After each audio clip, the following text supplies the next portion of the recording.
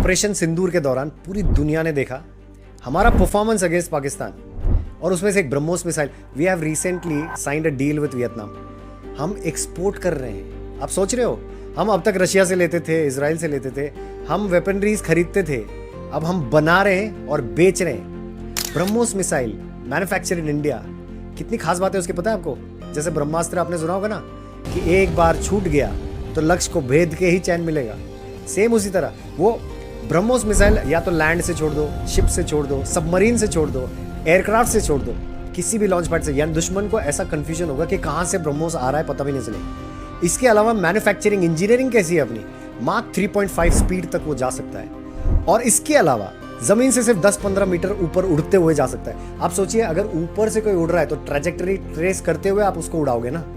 10-15 metre जमीनी height से mark 3 की स्पीड से कोई जा रहा है, उसको ट्रेस करना भी इंपॉसिबल है। वो जाके लक्ष्य को भेदेगा और फाड़ देगा। ब्रह्मोस मिसाइल की ये खासियत है। तो प्रदर्शन तो देखा, we are exporting to Vietnam. Indonesia के साथ हमारा टॉकिंग टर्म्स चल रहा है। वेस्टर्न मीडिया को कैसे दिखाना है इस न्यूज को? वेस्टर्न मीडिया ना हमेशा भारत को एकदम नीचे आंकते आई है। वेस्टर्न मीडिया, बीबीसी हो, CNN हो, कोई भी न्यूज चैनल हो, आपको इंडिया के बारे में यही जानने को मिलेगा, India is a consumer based country. मतलब 140 करोड़ लोग जो यहाँ पे हैं वो सिर्फ कंज्यूमर है, सिर्फ खाने के लिए बैठे हैं। तुम लोग हमें बेचते जाओ और हम खाते रहेंगे। भारत दुनिया की सबसे तेज सुपरसोनिक मिसाइल्स में से एक बना रहा है, और फिर भी भारत अगर चांद पे भी पहुंच जाए ना तो हेडलाइंस क्या लिखते हैं वो लोग, हिंदुस्तान चांद पे पहुंच गया फिर भी गरीबी की रेखा के नीचे है। डिजिटल पेमेंट्स में वर्ल्ड लीडर है हम लोग।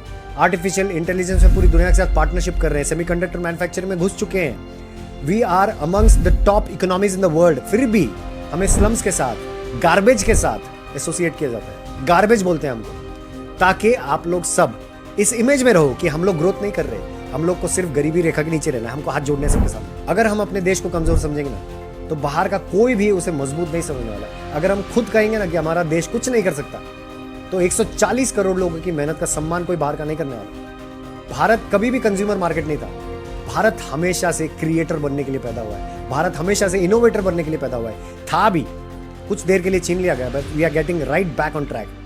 2047 तक, 2047 तक ये एक विकसित भारत बन के ही रहेगा, and nobody can stop it, not even Western media, not even any superpower in the world. Thank you so much for watching this video again. I'll be back with such other information next time. Stay fit and stay healthy, because if you're healthy, country is healthy. Thank you.